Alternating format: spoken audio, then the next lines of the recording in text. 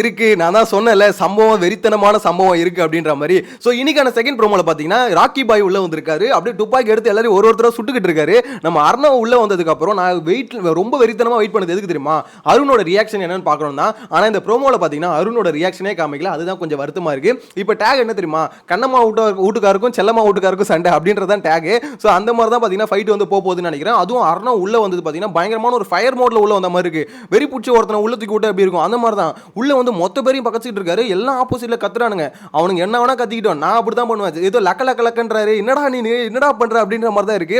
எனக்கு என்ன புரியல, அர்ணோ வெளியே போகும்போது ஒரு மோட்ல போனார் பாத்தீங்களா, அந்த ஸ்டேஜில் நின்றுக்கிட்டு இந்த மாதிரி டே ஜால்ராஸ் அப்படின்ட்டு என்னடா பண்றீங்க அப்படின்ற மாதிரி நெக்ல ஒரு மாதிரி பேசினார்ல, அதே மோட்ல மனுஷன் உள்ள வந்திருக்காரு. எனக்கு தெரிஞ்சு அவர் உள்ள வந்ததுக்கான மோட்டிவ், இப்போ சில பேர் உள்ள வரதுக்கு வந்து ஒரு மோட்டிவ் இருக்கும்ல, இந்த மாதிரி உள்ள வந்து ஓகே நம்மளுக்கு ஒரு கெட்ட பேர் வந்துச்சு அதை வந்து சரி பண்ணிட்டு போகலாம் அப்படின்ற மாதிரி சில பேர் வருவாங்க. ஆனா இந்த பீஸ் அதுக்கு வரலங்க.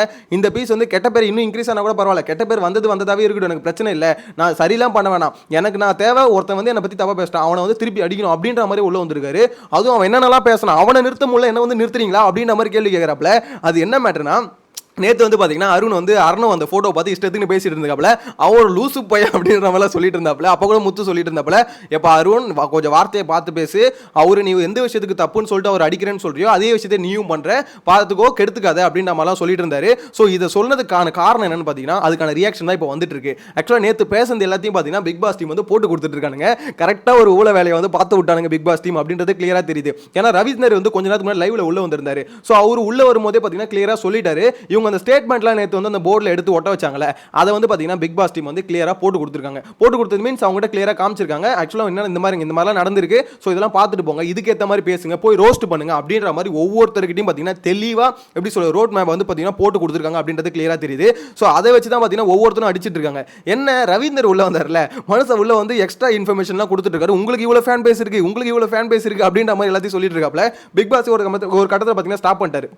ரவி நீங்கள் வந்து ஓவரா இன்ஃபர்மேஷன் பாஸ் பண்ணுறீங்க, அதை கொஞ்சம் நிறுத்திக்கோங்க அப்படின்ற மாதிரி சொன்னதுக்கான காரணம் என்னன்னா, இப்போ அவர் கொடுத்த ஸ்டேட்மெண்ட் இருக்குல்ல, அதை வச்சு எவன் போட்டி எடுக்கிறது டிசைட் பண்ணிருப்பான். கிளியராக சொல்கிறேன், கண்டிப்பாக சொல்கிறேன், அருண் விஷால் அதுக்கு பச்சைக்கிளி போட்டி எடுக்கிறதுக்கு அதிகபட்ச வாய்ப்பு இருக்கு. ஏன் தெரியுமா, இவர் கொடுத்த இன்ஃபர்மேஷன் என்னன்னா பச்சைக்கிளி வந்து பார்த்தீங்கன்னா கப்பே அடிக்க முடியாது அப்படின்றது கிளியராக சொல்லிட்டாப்ல. ஏன்னா பச்சைக்கிளி வந்து ஒன்று நினச்சிட்டு இருந்ததுல, நம்ம வந்து கப் அடிக்கிறதுக்கு வாய்ப்பு இருக்கு எப்படி சொல்லி, இதே மாதிரி இன்னும் கொஞ்சம் எஃபோர்ட் போட்டால் 2 வாரத்தில் வந்து கப்பு கிட்ட போயிடலாம், டைட்டில் வினர் ஆகலாம் அப்படின்ற மாதிரிலாம் பச்சைக்கிளி ஒன்று நினச்சிட்டு இருந்தாப்ல. ஸோ அந்த பச்சைக்கிளி வந்து பார்த்தீங்கன்னா இப்போ கிளியராக புரிய வச்சிட்டாரு, இந்த மாதிரி உனக்கு கப்படிக்கலாம் வாய்ப்பு இல்லை, கேம் நல்லா ஆடுற, நீ இவ்வளவு நாள் பார்த்தீங்கன்னா உன்னை தக்க வச்சுக்கிட்ட, உன்னை வந்து பாதுகாத்துக்கிட்ட, இப்போ வந்து ஒரு கேம் ஆடுற ஓகேன்னு வச்சுக்கோங்க. ஆனால் இதை வச்சு பார்த்தீங்கன்னா கப்படிக்கிறதுக்குலாம் முடியாது அப்படின்றத வந்து சொல்லாமல் சொல்லிட்டாரு. ஸோ அதனால தான் சொல்கிறேன், அந்த போட்டி பணப்போட்டின்னு வச்சாங்க, எனக்கு தெரிஞ்சு வைக்கிறதுக்கே வாய்ப்பு கம்மி அப்படின்ற மாதிரி தான் போயிட்டு இருக்கு. இன்கேஸ் வச்சாங்கன்னு வச்சுக்கோங்களேன், கண்டிப்பாக பணப்போட்டி எடுக்கிறதுல ரயன் வந்து முந்திக்கிட்டு நிற்பாரு. என்னதான் டிக்கெட் ஃபினாலே வின் பண்ணியிருந்தாலும் இப்போ அவருக்கு கிளியரான ஒரு ஸ்டேட்மெண்ட் கிடைச்சிருக்கும், கண்டிப்பாக கப்படிக்க முடியாது அப்படின்றது கிளியராக புரிஞ்சு போச்சு. ஸோ இதுக்கப்புறம் பார்த்தீங்கன்னா அந்த பணப்போட்டி எடுக்கிறதுல பவித்ரா, ரயன், அருண் எடுக்க மாட்டாரு, விஷால். ஸோ இவங்களுக்குள்ள கண்டிப்பாக ஒரு போட்டி இருக்கும் அப்படின்றது கிளியராக தெரிஞ்சு போச்சு. அதே மாதிரி ஜாக்லினும் எடுக்கிறதுக்கு வாய்ப்பு இருக்கு அப்படின்ற மாதிரி தெரியுதுங்க. சோ இவங்கலாம் பாத்தீங்கன்னா ஆல்மோஸ்ட் கப்படிக்க முடியாதுன்றது கிளியரா தெரிஞ்சு போச்சு. அதுல எனக்கு ஒருத்தர் மட்டும் கொஞ்சம் பேக் அடிக்க வாய்ப்பு இருக்குன்னா ஜாக்லின் வந்து எடுக்கிறதுக்கு வாய்ப்பு இல்ல. மத்தபடி பாத்தீங்கன்னா பவித்ரா, விஷால், அதுக்கு பச்சைக்கிளி, இவங்க 3 பேர் எடுக்கிறதுக்கு அதிகபட்ச வாய்ப்பு இருக்கு அப்படின்ற மாதிரி எனக்கு என்னமோ தோணுது. சோ உங்களோட கருத்தை மறக்காம கமெண்ட்ல மென்ஷன் பண்ணுங்க. எனிவேஸ் இந்த ப்ரோமோ பத்தி பாப்போம். ஸோ இந்த ப்ரோமோவில் பார்த்தீங்கன்னா அர்ணவ் வந்து உள்ளே வந்து எல்லாரையும் பார்த்தீங்கன்னா சுடுற மாதிரிலாம் காமிக்கிறாரு. அவரோட எப்படி சொல்ற கோவத்தை எல்லாத்தையும் கொட்டிட்டு இருக்காரு. ஜாக்லின் அந்த இடத்துல கிளியராக சொல்கிறாங்க, ஏன் ப்ரோ உங்களுக்கு வந்து கோவம் இருக்கும், கரெக்டு தான், ஏன்னா இந்த மாதிரி நீங்கள் வந்து எல்லாத்தையும் பார்த்துட்டு வந்திருக்கீங்க, உங்களுக்கு வருத்தங்கள் எல்லாமே இருக்குது, அதுக்காக இப்படிலாம் பேசாதீங்க அப்படின்னு மாதிரி சொல்கிறாங்க. இருந்தாலும் மனுஷன் வந்து பேசிக்கிட்டே இருக்காப்புல. முத்துக்குமரன் சொல்கிறாரு, இந்த மாதிரி நீங்கள் பேசுறது வந்து பார்த்தீங்கன்னா மற்றவங்களை கேவலப்படுத்துற மாதிரி இருக்குது, ஸோ இதெல்லாம் பண்ணாதீங்க, கொஞ்சம் மேனஸோட பேசுங்க அப்படின்னு நம்மளாம் சொல்கிறாப்புல. ஸோ அது சொன்னாலும் பார்த்தீங்கன்னா அவனை நிறுத்த சொன்னியா, என்ன வந்து ஏன் நிறுத்துறீங்க, அவனை நேற்று பேசும்போது எல்லாம் கேட்டுக்கிட்டு தானே இருந்தீங்க அப்படின்ற மாதிரி பேசுகிறாப்புல. அந்த இடத்துல அருண் மூஞ்ச பார்க்குறேன், அருண் மூஞ்ச தெரியல, ஏன்னா அவர் ரொம்ப அமைதியாக உட்காந்துருக்காப்ல. மேபி விஷால் வந்து டே அமைதியாரா, கோவப்படாதரா அப்படின்ற மாதிரி சொல்லி உட்கார வச்சிருக்காரா, இல்லை வந்து அதுக்கு முன்னாடி ஏதாவது பெரிய கலவரம் ஏதாவது நடந்துச்சானு தெரியல. கண்டிப்பாக சொல்கிறேன், ஒரு பெரிய பஞ்சாயத்து காத்துக்கிட்டு இருக்கு. கண்ணம்மா வீட்டுக்காருக்கும் பார்த்தீங்கன்னா செல்லம்மா வீட்டுக்காருக்கும் சரியான சண்டை இருக்குது அப்படின்றது கிளியராக தெரியுது. ஸோ இதில் அருணோட ரியாக்ஷனை பார்க்கறதுக்கு நான் வெயிட்டிங்கில் இருக்கேன். ஏன்னா நேற்று பேசின பேச்சு அந்த மாதிரி, மனுஷன் உள்ள வரட்டும், அவன் மட்டும் வரட்டும், நான் கண்டிப்பாக கேட்பேன், அவனெல்லாம் சும்மா விட முடியாது, நான் இந்த வீட்டை விட்டு வெளியே போனால் கூட அவனை பற்றி நான் கண்டிப்பாக போய் நேரில் மீட் பண்ணி கேட்டிருப்பேன், ஏன்னா அந்த அளவுக்கு பேசிட்டு போனான் அப்படின்ற மாதிரிலாம் பேசிட்டு இருந்தாப்ல.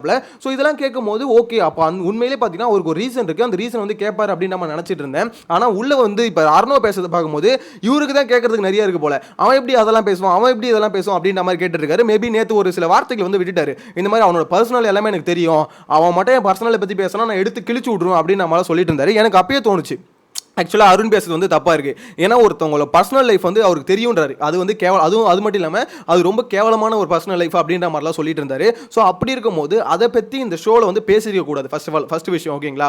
ஸோ அதை வந்து பேசிட்டாப்ல அதை வந்து பிக் பாஸ் டீம் போட்டு கொடுத்துட்டாங்க அப்படின்னும் போது அவங்களுக்கு ஒரு ஜாலியாக இருக்கும். கண்டிப்பாக சொல்ல டிஆர்பி பிச்சுக்கும். எதுவும் இந்த அளவுக்கு ஒரு ப்ரோமோலாம் பார்த்ததுக்கப்புறம் கண்டிப்பாக டிஆர்பி பிச்சுக்கும். ஒரு தரமான வில்லனை வந்து இறக்கி விட்டுருக்காங்க அப்படின்ற மாதிரி தான் இந்த ப்ரோமோ பார்க்கும்போது எனக்கு என்னமோ ஃபீல் ஆகுதுங்க. இதில் வந்து தப்பிச்சது யார் தெரியுமா? விஷால் தான். ஏன்னா விஷால் அதுக்கடுத்து பார்த்தீங்கன்னா அர்ணவ் இவங்க ரெண்டு பேருக்கு ஒரு கிளாஸ் தான் எல்லாம் எதிர்பார்த்தது.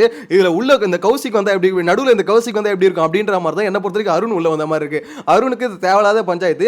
ஏன்னா அருணுக்கும் ஆர்னவுக்கும் பாத்தீங்கன்னா பெரிய கிளாஷ்லாம் எதுவும் இல்லை. ஆனா அவருக்கு வந்து ஒரு காண்டு இருக்கு போல. முன்னாடி அருணுக்கு வந்து பாத்தீங்கன்னா இந்த மாதிரி அர்ணவோட அந்த லைஃப் பர்சனல் லைஃப் எல்லாமே தெரிஞ்சிருக்கு. ஸோ அதனால அவருக்கு ஒரு காண்டு இருக்கு. இவன் இப்படிப்பட்ட கேரக்டர் தான் அப்படின்ற மாதிரி ஒரு டிசிஷன்ல இருந்திருக்காரு. இதுல வெளியே போகும்போது அர்ணவ் பேசணும்னு பாத்தீங்கன்னா பயங்கரமா ஹிட் ஆயிட்டு இருக்கு. இவெல்லாம் நம்மள இப்படி பேசுறானே அப்படின்ற மாதிரி காண்டு வந்துட்டு இருக்கு. அதுவும் டே ஜால்ராஸ் அப்படின்ற மாதிரிலாம் பேசினார்ல, அந்த வார்த்தை வந்து பாத்தீங்கன்னா அருணை ரொம்ப பாதிச்சிருக்கு அப்படின்ற மாதிரி சொல்லணும். நான் ஆல்ரெடி காலையில வீடியோல சொல்லியிருந்தேன் அருண் வந்து பாத்தீங்கன்னா ரெட் ஷிப் எடுத்து மாட்டிக்கிட்டாருன்னு. இப்போ என்ன தோணுதுன்னா அருண் ரெட் ஷிப் எடுத்து மாட்டல, நம்ம அர்ணவ் தான் பாத்தீங்கன்னா ரெட் ஷிப்பை மாட்டிட்டு உள்ள வந்திருக்காப்ல. உள்ள வந்துட்டு அவர் பேசுறது அவர் வந்து அந்த லக்கன்னு கடைசியில பண்ணார்ல, எனக்கு தெரிஞ்சு டே அவனை நிறுத்துங்கடா, அவனை நிறுத்த முடியலடா அப்படின்ற மாதிரி மொத்த பேரும் கதற மாதிரி தான் இருக்கு. ரயன் போய் பேசுறாரு, முத்துக்குமரன் பேசுறாரு, தீபக் ஒரு கடத்துல நீங்க இந்த மாதிரி பேசினேன்னு நாங்க உட்கார மாட்டோம், இந்த ஃப்ளோருக்குன்னு ஒரு இது இருக்கு அப்படின்ற மாதிரிலாம் பேசுறாரு. நீ என்ன வேணா பேசிட்டு போ, நான் இதை தான் பண்ணுவேன் அப்படின்ற மாதிரி பண்றாப்புல. எனக்கு தெரிஞ்சு எங்கே போய் முடிய போகுதுன்னு தெரியலங்க. ஒரு பெரிய கலவரம் காத்துக்கிட்டு இருக்கு அப்படின்றது கிளியராக தெரியுது. ஆனால் என்னன்னா இதில் யார் ஹீரோ யார் வில்லன் அப்படின்றது பார்த்தீங்கன்னா கொஞ்சம் கன்ஃபியூஷனாகவே போயிட்டு இருக்கு. ஏன்னா அருண் பண்ணதும் தப்பு, நேற்று பேசணும் அந்த மாதிரி பேசிருக்கூடாதுன்னு வச்சுக்கோங்களேன். அதே மாதிரி அர்ணவ் இருக்கார்ல, அர்ணவ் வந்து இவ்வளோ வன்மத்தை உடனே காட்டுறதும் பார்த்தீங்கன்னா ஒரு மாதிரி தான் இருக்கு. உனக்கு கோவம் இருக்கு சரிதான், ஆனால் நீ பண்ணிட்டு போனா அப்படி தானே, வெளியே போயிட்டு ஒரு வன்மத்தை கொட்டிட்டு தானே போனேன். ஸோ அப்படி கொட்டிட்டு போயிட்டு இங்கே வந்து பார்த்தீங்கன்னா அவன் கோவப்படக்கூடாதுன்றதுக்கு நான் எப்படி சொல்ல, இவர் வந்து நீ சொல்லக்கூடாது அப்படின்ற மாதிரி சொல்ல முடியாது. இருந்தாலும் அருண் பேசின அந்த ஒரு சில வார்த்தைகள் இருக்குல்ல, அவன் லூசுரா அப்படின்ற மாதிரி சொன்னது, அவன் பர்சனல் லைஃப் எனக்கு தெரியும், அதை எடுத்து விட்டுனா கிழிஞ்சிரும் அப்படின்ற மாதிரிலாம் சொன்னது கண்டிப்பாக பார்த்தீங்கன்னா அர்ணவ்கிட்ட பிக் பாஸ் டீம் காமிச்சிருந்தா கோவம் வரும். அந்த கோவத்தை பார்க்கும்போது நியாயமாக தான் இருக்கு. ஸோ ரெண்டு பேர் மேலே இப்போ என்ன மேட்டர்னா அருண் பண்ணுற தப்பு இதுதான். முத்துக்குமரனுக்கும் அருணுக்கும் ஒரு சண்டை என்ன இப்படி தான் போகும். ஆக்சுவலாக ரெண்டு பேரும் ஒரு பேசிட்டு இருப்பாங்க, நடுவில் டக்குன்னு பார்த்தீங்கன்னா வார்த்தையை விட்டுருவாரு. அந்த வார்த்தையை விட்டுனா இன்கேஸ் முத்து மேலேயே தப்பு இருந்தாலும் அது என்ன ஆகும்னா இப்போ அவர் மேலே வந்து தப்பு அதிகமாகிடும். அதுதான் பார்த்தீங்கன்னா அருண் இங்கேயும் பண்ணார். நேற்று முத்து இத்தனைக்கு வான் பண்ணாரு. வான் பண்ணாலும் இந்த பீஸுக்கு வந்து பார்த்தீங்கன்னா நான் வந்து நாளைக்கு பாரு அப்படியே என்ன பண்ண போறேன் அப்படின்ற மாதிரி பில்டப் கொடுத்துட்டு இருந்தது. ஸோ அந்த பில்டப் தான் பார்த்தீங்கன்னா கொஞ்சம் எப்படி சொல்லுது, பில்டப்பை ஏற்றி விட்டு கடைசியில் பார்த்தீங்கன்னா இந்த சமயத்து இந்த சுச்சுவேஷன் வந்து நிற்கிது அப்படின்ற மாதிரி எனக்கு என்னமோ தோணுது. நீங்கள் என்ன நினைக்கிறீங்க? அர்ணவுக்கும் முத்துன்ற பாருங்க, அர்ணவுக்கும் அதுக்கடுத்து அருணுக்கும் பார்த்தீங்கன்னா பயங்கரமாக முட்டுன்னு நினைக்கிறீங்களா? இல்லை அந்த அளவுக்குலாம் இல்லை ப்ரோ, அருண் வந்து அடங்கிடுவார் ப்ரோ, அந்த அளவுக்கு ஒன்லி வாய் தான் ப்ரோ, மற்றபடி எதுவும் இல்லை ப்ரோ அப்படின்ற மாதிரி நினைக்கிறீங்க. நிறைய பேர் கமெண்ட்ல தான் சொல்லியிருந்தாங்க. ஆக்சுவலாக அருண்லாம் அந்த அளவுக்குலாம் போக மாட்டார் ப்ரோ, வெளியே அது அர்ணவ் உள்ள வளர்றதுனால இந்த மாதிரி பேசிட்டு இருக்காரு.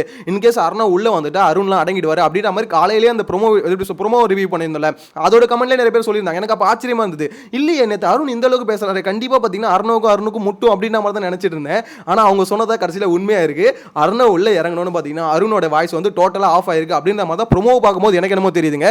இன்னொன்னு ரவீந்தர் சொன்ன இன்ஃபர்மேஷன் இருக்குல்ல, எனக்கு தெரிஞ்ச அந்த இன்ஃபர்மேஷன் அந்த அளவுக்கு பாஸ் பண்ணிருக்கூடாது தோணுது. ஏன்னா இப்போ யாருக்கு எவ்வளவு பெரிய ஃபேன் பேஸ் இருக்கு, யார் இங்க வந்து டைட்டில் அடிப்பா அப்படின்னு டைட்டில் அடிக்க சொன்னா மேபி கன்ஃபியூஸ் ஆகலாம். ஆனா இவங்களுக்கு வந்து இவ்வளவு இருக்கு அப்படின்னு நம்ம சொல்லும் போது கண்டிப்பாக எல்லாருக்குமே என்ன தோணும், கண்டிப்பாக இவர் கொடுக்குற இன்ஃபர்மேஷன் மூலியமா பொட்டி எடுக்கிறதுக்கான ஆளை வந்து இவரே சூஸ் பண்ணி சொல்லிட்டாரு அப்படின்ற மாதிரி தான் எனக்கு என்னமோ தோணுது. ஸோ இந்த இதில் பார்த்தீங்கன்னா உள்ள வந்திருக்காங்களா, அவங்களையும் கண்டஸ்டண்டாக தான் உள்ள கூட்டு வந்திருக்காங்க. அப்படின்னும் போது இவ்வளோ இன்ஃபர்மேஷன் கொடுக்குறத பார்க்கும்போது ஒருவேளை நம்மள ஏதாவது பிராங்க் பண்ணுறானுங்களா? ஏன்னா மொத்த பேரும் உள்ள வந்துட்டு இப்போ என்ன சொல்கிறாங்க, 8 பேரில் வந்து 2 பேர் வந்து ஸ்வாப் பண்ண போகிறோம் அப்படின்னு நம்மளால சொல்லிட்டு இருக்காங்களே. கடைசியில் பிராங்க்னு சொல்லிட்டு போயிட்டாங்கன்னா அதாவது எப்படின்னா பிராங்க் வந்து எப்படி சொல்லுது, மக்கள் எல்லாரையும் முட்டாளாக்குற மாதிரி தான் எனக்கு என்னமோ தோணுது. ஸோ என்ன பொறுத்த வரைக்கும் ஓப்பனாக சொல்லணும்னு வச்சுக்கோங்களேன், இந்த கான்செப்டே ஃபர்ஸ்ட் அன்ஃபேரான ஒரு கான்செப்ட். அதாவது 2 பேர் வந்து ஸ்வாப் பண்ணுறது இல்லை இது பிராங்க் அப்படி நம்ம சொல்லி முடிச்சானு வச்சுக்கோங்களேன். பிக் பாஸ் டீம் பண்றது இதை விட கேவலமான விஷயம் வேற ஒண்ணுமே இருக்காது. ஏன்னா ட்விஸ்ட்ன்ற ஒரு வார்த்தையை வச்சுட்டு பாத்தீங்கன்னா போன வாரம் எபிசோட ஃபுல்லா அதை வச்சு தான் ஓட்டினானுங்க. அதாவது விஜய் சேதுபதி எபிசோட் சொல்றேன், ட்விஸ்ட் இருக்குன்னு சொல்லிட்டு கடைசியில் என்னடா ட்விஸ்ட்னா விஜய் சேதுபதி வீட்டுக்குள்ள வரல அதுதான்டா ட்விஸ்ட் அப்படின்ட்டானுங்க. ஏன்டா இதெல்லாம் ஒரு ட்விஸ்டாடா அப்படின்ற மாதிரி தான் எல்லாம் கேள்வி கேட்டோம். அதே மாதிரி தான் கடைசியில் பார்த்தீங்கன்னா இந்த எல்லாத்தையும் பண்ணிட்டு கடைசியில் 2 பேர் ஏன் ஸ்வாப் ஆகல அப்படின்னா அது வந்து பிராங்க்குங்க, சும்மா சொன்னோம் அப்படின்ற மாதிரி சொல்லிட்டு போறதுக்கும் வாய்ப்பு இருக்கு அப்படின்ற மாதிரி தான் தோணுது. உங்களோட கருத்தை மறக்காம கமெண்ட்ல மென்ஷன் பண்ணுங்க. சேனல் ஃபர்ஸ்ட் டைம் பார்த்தீங்கன்னா சப்ஸ்கிரைப் பண்ணி வச்சுக்கோங்க. நெக்ஸ்ட் வீடியோல மீட் பண்ணலாம். Bye by.